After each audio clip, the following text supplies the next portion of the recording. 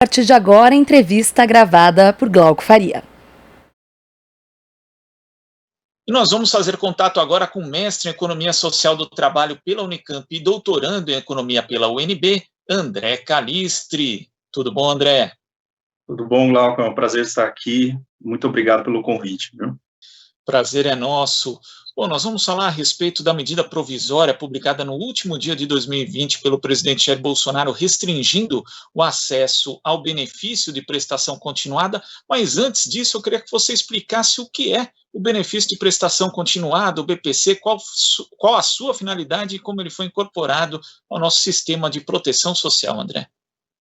Bom, Glauco, o BPC, né, como todo mundo chama BPC, né, ele foi criado, estava previsto desde a Constituição de 88, né, ele era um mecanismo que complementava a questão da Seguridade Social, né, pela lógica de dois fatores, né, você teria, vamos dizer assim, você tem uma vida laboral, que você trabalha e tal, mas numa sociedade, em tese, as pessoas deveriam ter condições de pagar pela sua aposentadoria durante o período de trabalho, se aposentar e ter uma aposentadoria digna na velhice, né? Essa é a condição ideal. O problema é que numa sociedade como a nossa, que é extremamente desigual, tem heranças históricas muito profundas, escravismo, concentração de terra, muita informalidade do trabalho, esse princípio, né, que é um princípio de que, olha, você pode financiar no mercado a sua aposentadoria, ele não vale para todos, né? Na verdade, ele não vale para a maioria dos trabalhadores, né?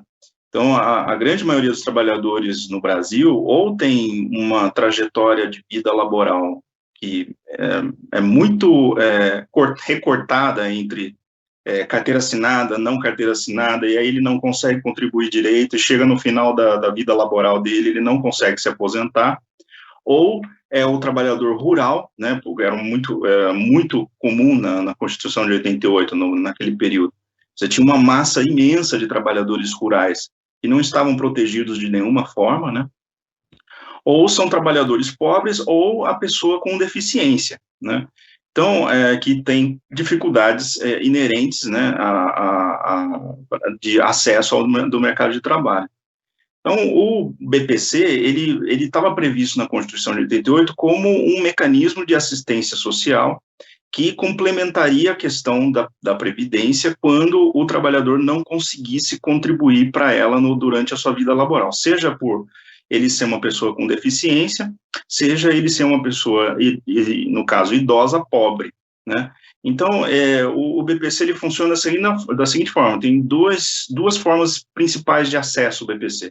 Uma é você ser uma pessoa com deficiência, essa é uma forma de acesso, que pode ser feita a qualquer momento, né, desde que comprovadas as questões, né, que não consegue, tem todas as questões os requisitos para você ter acesso ao BPC como portador, né, como pessoa com deficiência, ou o segundo caso ao completar 65 anos, você tem uma renda per capita domiciliar de 1/4 de salário mínimo, para baixo, né, ou seja, você pega toda a renda daquele domicílio, divide pelo número de pessoas, se for abaixo de 1/4 salário mínimo, é o critério para você ter acesso ao BPC, né? Isso, assim, grosso modo, tem vários outros critérios, mas basicamente são esses dois, né? E ele estava previsto na Constituição de 88, mas só foi regulamentado em 93, com a Lei Orgânica de Assistência Social, né, em que você começou a, de fato, estruturar o sistema de assistência social.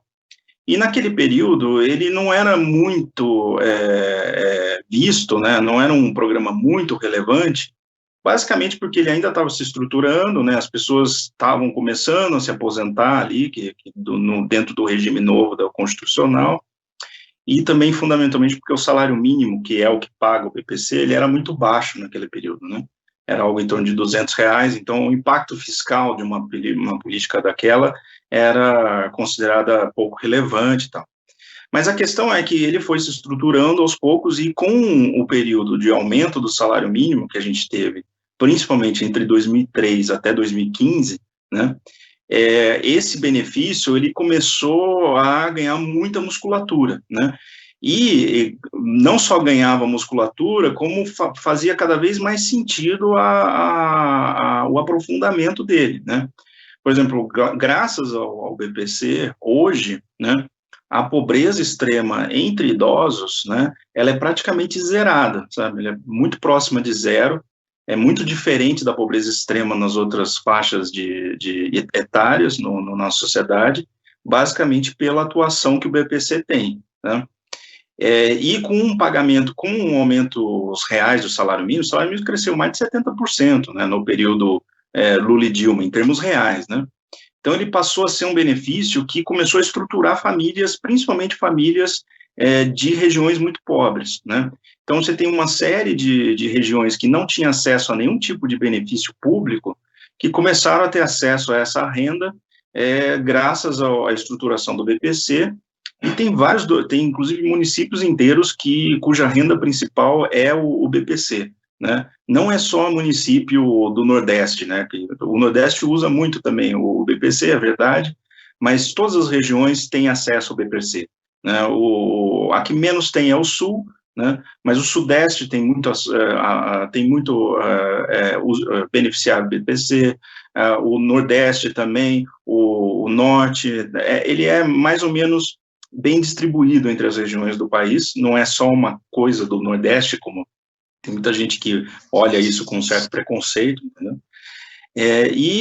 Hoje o BPC, ele paga mais ou menos 4,5 milhões de benefícios, tá?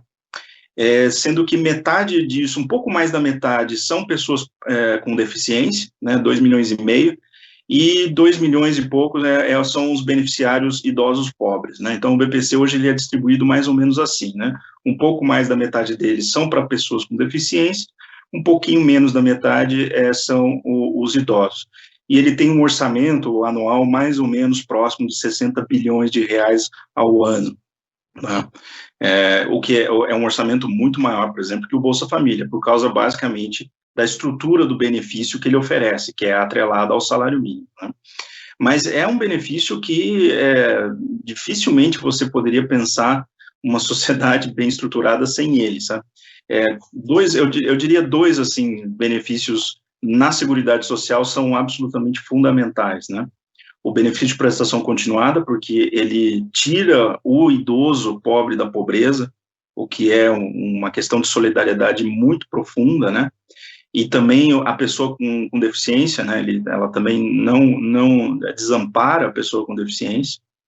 E a outra parte também, que não é o assunto aqui, mas é bom mencionar, é a aposentadoria rural, que também funciona sob critérios distintos da aposentadoria normal, urbana, que a pessoa vai contribuindo e tal, e que também foi muito importante para o resgate histórico de um país que passou, sei lá, quantos anos com base em escravidão, com alta concentração de terras, de uma população imensa vivendo no campo sem nenhum tipo de proteção, e a Constituição de 88 veio sanar essa deficiência histórica. Agora, o Congresso Nacional, ele aprovou no ano passado o aumento, né, de 1/4 do salário mínimo para meio salário mínimo em relação aos critérios de elegibilidade para as pessoas terem acesso ao BPC. Mas no último dia do ano, o presidente Jair Bolsonaro editou a medida provisória 1023, que, na verdade, restabelecia como critério de acesso o valor de 1/4 do salário mínimo, que, na prática, tirou ali 500 mil pessoas da possibilidade de ter o BPC. Que impacto você vê dessa medida, ainda mais nesse cenário de pandemia, e também quando a gente tem, André, um salário mínimo que não tem reajuste real, ou seja, o teto para o acesso fica ainda mais baixo? Olha, primeiro é o seguinte, vamos colocar as coisas realmente como aconteceram, né? O Congresso aprovou o limite novo, né, de meio salário mínimo, mas ele foi judicializado, tá? O governo judicializou e ganhou ação no Supremo, que impediu a aplicação desse limite novo. Então, na prática, não haverá exclusão pelo limite, porque o limite que estava sendo utilizado era o de 1/4 salário mínimo, ele não se chegou a utilizar o limite do meio salário mínimo, tá? Então, essas pessoas que vão ficar de fora, na verdade, não entraram no sistema, tá? Isso é importante, não quer dizer que elas não deveriam ter entrado, mas é importante colocar essa questão, tá? Outro ponto importante é que para além da questão do limite do acesso, né, tem vários outros pontos no BPC que precisam ser melhorados. Você tem uma fila muito grande ainda para receber o benefício das pessoas que já têm acesso aos critérios. Tá? Tem uma questão aí que eu acho muito importante, eu acho até mais importante do que a regra de acesso agora, né, é garantir a vinculação do salário mínimo do benefício, porque a todo momento, aconteceu isso na reforma da Previdência, tem sempre acontecido uma tentativa de desvincular o benefício do BPC do mínimo, né, do salário mínimo, o que eu acho que seria muito ruim para esse benefício, porque ele é um benefício que garante a vida de uma pessoa que não tem condição ao trabalho, então é importante ele pagar o salário mínimo. Né? É diferente do Bolsa Família, por exemplo, que também é um programa extremamente importante, mas o Bolsa Família, por exemplo, ele é voltado para famílias que têm condição de trabalho, então ele complementa a renda do trabalho. Né? Ninguém vai imaginar que as famílias vivem só de Bolsa Família, isso é uma questão rara. A maioria das famílias usa o Bolsa Família como complemento da renda do trabalho, o que não é a mesma coisa do BPC. O BPC é para pessoas que não têm condição de trabalho, né? Então, ou por esgotaram essas condições na velhice, ou porque tem alguma deficiência que impede ele de trabalhar. Então, nesse sentido, que tem que hoje eu avançaria muito nessa vinculação constitucional do benefício ao salário mínimo. E Glauco, você tem razão, essa questão do aumento, da parada, né, de você ter aumentos reais dos salários mínimos, ela é realmente muito preocupante, tá? Nós não tivemos a mesma situação que foi, por exemplo, no golpe militar, né? O golpe militar ele foi muito parecido com o período atual, né? Você teve no período do segundo governo de Getúlio Vargas até o Jango, né, políticas sucessivas de aumento do salário mínimo, que depois vem o golpe militar, aí o salário mínimo ele cai muito o valor real dele no plano de estabilização que é executado logo no início. Há um arroxo salarial mesmo, inclusive do salário mínimo no período da ditadura militar. O golpe de 2016 foi um pouco diferente, você teve também 10 anos aí de aumento de salário mínimo sucessivos, né, que vem um golpe institucional, que não foi um golpe militarizado, mas foi um golpe congressual, né, um impeachment sem nenhum tipo de comprovação de crime de responsabilidade, mas esse novo regime não foi capaz de arrochar o salário mínimo, mas ele congelou em termos reais, o salário mínimo não tem aumentado em termos reais desde 2016, tá? Isso já é suficiente para ter um retorno do aumento da desigualdade, tá? Porque o salário mínimo, né, ele é um farol de rendas na nossa economia, tá? Tanto o trabalhador formal, que a maioria recebe o salário mínimo, quanto o trabalhador informal, que pode até receber menos que o salário mínimo, a renda desses dois é, de certa forma, direcionada pelo valor do salário mínimo. Então, se o valor do salário mínimo sobe, todas as rendas da base da sociedade, elas aumentam, né? E isso gera uma redução da desigualdade. O efeito de uma política de valorização do salário mínimo, pelo menos no Brasil, é uma redução da desigualdade pessoal, da distribuição da renda, né? Então, se você para de crescer o valor real do salário mínimo, ele ainda, a desigualdade para de cair, que foi exatamente o que aconteceu. A partir de 2016, o índice de Gini, que é a desigualdade medida pela distribuição pessoal da renda, voltou a subir, né? E isso está relacionado, claro, com a própria crise econômica, mas também com o bloqueio de novos ajustes reais do salário mínimo. E muita gente aí fica falando que o salário mínimo está alto. Eu não acho, né? Do ponto de vista histórico, né, se você pega o salário mínimo desde 1940, nós ainda estamos num nível inferior ao que foi em 63, por exemplo. Né? O salário mínimo de 1963 era, em termos reais, maior do que era hoje. Né? E se você pega, por exemplo, as pesquisas do DIEESE, que mede o salário mínimo necessário, que é o que deveria ser um salário mínimo para sustentar de fato, uma família, né, ele ainda é algo próximo de 4,5 vezes o que é o salário mínimo hoje. Tá? Então, nesse sentido, ainda há um espaço muito grande para o crescimento do salário mínimo. Os salários no Brasil ainda são baixos, né, e por causa disso, a desigualdade é muito alta no país. Então, se você quer ter uma rodada nova de redução da desigualdade no país nos próximos anos, tem que ter uma política consistente de crescimento do valor real do salário mínimo, além combinada, claro, com outras políticas, como políticas de emprego, políticas de estruturação do mercado de trabalho e uma reforma tributária progressista e progressiva, né? Com esses elementos, você conseguiria ter um retorno da igualdade, uma redução da desigualdade muito forte. E o BPC está atrelado a tudo isso, porque o BPC é a dinâmica do salário mínimo aplicada a idosos pobres, então ele tem um efeito dentro da sociedade muito dinâmico, tá? Porque o contrário, a ausência do BPC é um idoso pedindo esmola na rua, essa que é a questão, tá? Porque essas pessoas, ou uma pessoa com deficiência pedindo esmola da rua, né?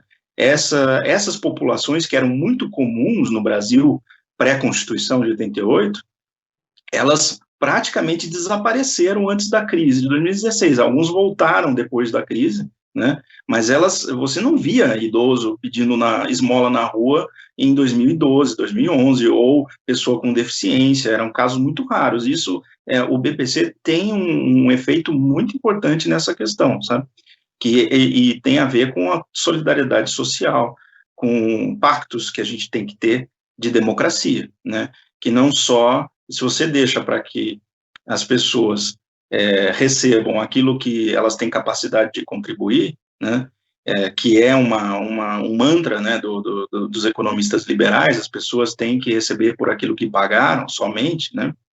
Essa é uma ideia que pode parecer uma ideia justa, mas numa sociedade injusta, né, como a nossa, desigual, é uma ideia que perpetua profundamente desigualdades, né. E uma das desigualdades mais cruéis que a gente tem na nossa sociedade é a desigualdade da dignidade na velhice ou na incapacidade de trabalho, né?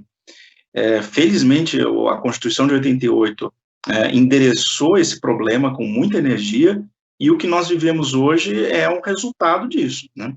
Não é uma política barata, desculpa aqui que quase caiu meu celular, não é uma política barata, é uma política cara, tá? Mas é uma política necessária à realidade brasileira. E achei importante você fazer essa distinção entre as finalidades do BPC e do Bolsa Família, porque o BPC ele já foi ameaçado na reforma da Previdência e também voltou a ser ameaçado quando se discutiu aí a criação do programa social do governo Bolsonaro, chamado de Renda Cidadã, teve outros nomes também, nunca houve uma proposta objetiva, mas em vários rascunhos que foram aventados ali, existia a possibilidade de substituição do BPC por esse programa, mas, na verdade, pelo que você está falando, inclusive, não tem como substituir, porque seriam programas de finalidades distintas, e um segmento da população, que são os idosos, as pessoas com deficiência, que estão nessa situação de pobreza, acabariam ficando sem a cobertura necessária para suprir as suas necessidades, né, André? Sim, a menos que você pagasse um Bolsa Família próximo do mínimo, né, o que seria um sonho de muita gente, inclusive gente da esquerda. Eu até defenderia um programa de renda básica, né, que pagasse um salário mínimo para toda pessoa, universalmente para todas as pessoas. Quem seria contra um programa desse? A questão é que ele é inviável, tanto política quanto economicamente na nossa sociedade. Nós não estamos nesse nível de amadurecimento para garantir uma renda básica cidadã, como alguns dizem, né? Inclusive, os defensores sérios da renda básica sabem disso, tá? Pega, por exemplo, o próprio ex-senador Eduardo Suplicy, né? Ele tem clareza de que você vai chegar numa renda básica a partir de programas específicos de renda, como Bolsa Família, como o BPC, que vão, ao longo de um processo muito pesado e difícil de civilização da nossa sociedade, né? Você vai chegar num futuro em que todos os que precisam receber um benefício recebam, tá? Então, assim, eu sou favorável à universalidade dos benefícios para aqueles que precisam, tá? E não dá para dizer, né, que um idoso de 65 anos com renda domiciliar inferior a um quarto salário mínimo, né, não dá para dizer que essa pessoa é autossuficiente, né, que ela pode simplesmente desfrutar da velhice sem nenhum tipo de benefício, né? muito menos uma pessoa com deficiência grave que não consegue ter acesso ao mercado de trabalho. Tá? Então, essa questão é fundamental. E, claro, e também não posso admitir que famílias inteiras, né, com filhos, inclusive com crianças pequenas, tenham rendas inferiores à linha de pobreza.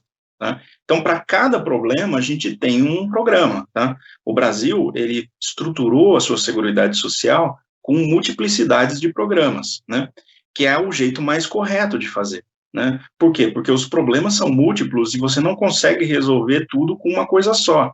Né? É muito fácil pensar numa renda universal, mas se você for estruturar de fato uma renda universal para todo mundo, você vai dar R$200 para todos os cidadãos brasileiros. Né?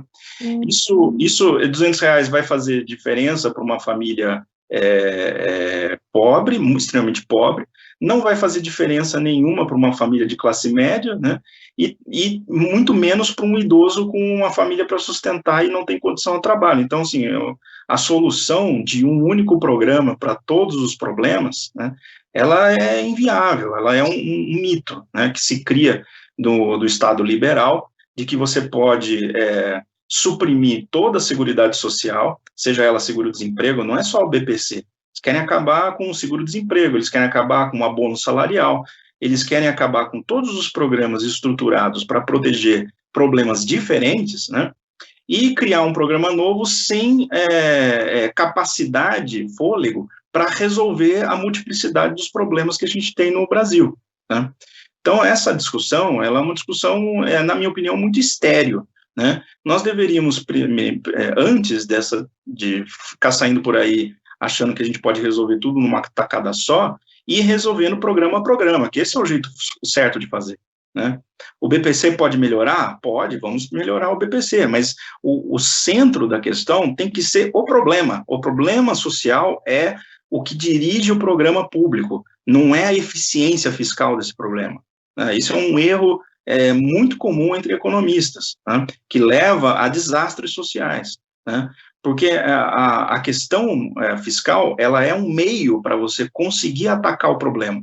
Ninguém aqui está propondo fazer gasto público sem nenhum tipo de critério, sem nenhum tipo de eficiência, não é isso. Né?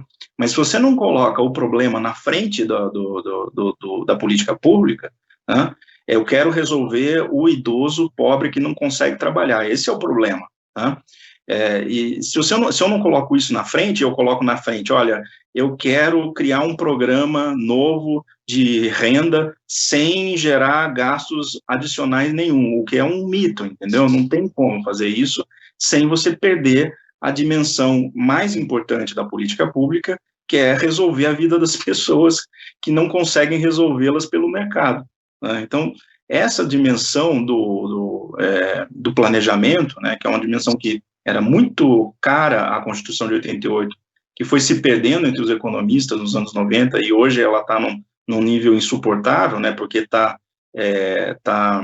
ameaçando o tecido social brasileiro, né, essa dimensão ela precisa ser resgatada para a gente entender de fato o que é possível fazer e como que a gente pode avançar na Seguridade Social, no Estado de Bem-Estar Social, que é aquilo que está preconizado pela nossa Constituição.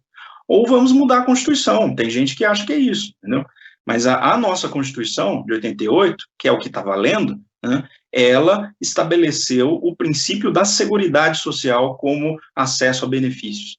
E o princípio da Seguridade Social, ele é muito distinto do princípio do seguro social, que é o que os liberais sempre querem. Né? Só para, não sei se a gente tem tempo, mas eu queria só discutir essa ideia muito rápido. Né? O seguro social é o acesso ao benefício por aquilo que você pagou, entendeu? Você compra o seguro. Uma previdência urbana, do RGPS, ela é um seguro, né? O trabalhador faz a contribuição na alíquota do salário dele, ele vai ter acesso ao benefício de acordo com as regras no período tal, né? E o Estado tende a financiar menos esse tipo de política pública, inclusive a previdência urbana, nos períodos de crescimento econômico, ela é extremamente superavitária, né? Então, assim, essa é a lógica do seguro. Ela é boa, mas ela não resolve o problema social, né? Por quê? Porque uma parte dessas pessoas vão chegar na velhice e não vão ter condições de ter pago o seguro, a apólice do seguro. Então, aí vem o princípio da seguridade, né, que é uma coisa montada no pós-guerra, nas sociedades desenvolvidas, que é o segredo do capitalismo de bem-estar. Tá? A seguridade é o seguinte, olha, você vai ter o acesso a uma vida digna, não importa se ela seja pelo mercado, é melhor que seja pelo mercado, mas se não der para ser pelo mercado, a sociedade vai pagar este seu acesso, tá? E esse acesso vai ser pago de uma forma inteligente, né? Os pobres têm que ter mais acesso em relação aos ricos, né? Então, assim, é um acesso progressivo ao benefício para que você consiga resolver um problema que o mercado não consegue resolver. Então, essa é a ideia de seguridade, né? Só que o problema da seguridade é que ela envolve, em alguns momentos, uma certa tensão muito forte com o mercado, né? Uma previdência que tem o princípio da seguridade nela, né, que tenha solidariedade e que proteja os idosos pobres e os trabalhadores rurais, ela é uma previdência que precisa ser financiada por impostos. Não dá para fazer isso na base do seguro. E por causa dessa dimensão, dessa necessidade de financiamento contínuo da previdência, é que se cria grupos de interesses que tentam sempre atacar essa política pública. Por quê? Porque a partir do momento em que o Estado, ou melhor, a sociedade, por meio dos impostos, financia a aposentadoria daqueles que não conseguem se aposentar pelo mercado, isso gera uma distribuição de recursos dos ricos para os pobres, né? E numa sociedade desigual, isso tende a gerar políticas de veto, né, especialmente dos privilegiados, né, das classes dominantes, contra o sistema de seguridade, porque é um sistema que, em algum momento, vai tirar as grandes riquezas dos muito ricos e distribuir para os muito pobres, né? E essa é a crueldade da nossa sociedade. Você faz uma reforma da Previdência, por exemplo, né, com base na dificuldade, em dificultar o acesso do trabalhador comum ao sistema previdenciário, né, e, por exemplo, o centro da desigualdade na nossa Previdência nunca foi o regime geral de Previdência Social, foi o regime público, né? E não só o regime público militar, que esse é o que mais gera desigualdade dentro do nosso sistema previdenciário. E qual foi a categoria na nossa sociedade que ampliou seus privilégios dentro da reforma da Previdência Nova? Foi a categoria militar. Então, isso mostra uma sociedade extremamente avessa a princípios redistributivos, a solidariedade social, a manutenção do tecido social e a correção de injustiças históricas, né? Infelizmente, né, os idosos pobres e as pessoas com deficiência acabam entrando no meio dessa arena, né, em desigualdade de capacidade de lutas, porque são pessoas desorganizadas, são pessoas que não têm acesso a meios, né, na mídia e tal, para defender os seus interesses, e acabam ficando para trás num processo de reforma que aprofunda desigualdades, como é o que tem acontecido no Brasil desde 2016, com a reforma trabalhista, a reforma da Previdência, assim por diante. André, eu queria agradecer a sua participação aqui no Jornal Brasil Atual, e nós vamos continuar acompanhando essa discussão, inclusive a respeito do BPC, que deve ser travada no Congresso Nacional. Muito obrigado. Você está ouvindo Jornal Brasil Atual. As notícias que os outros não dão.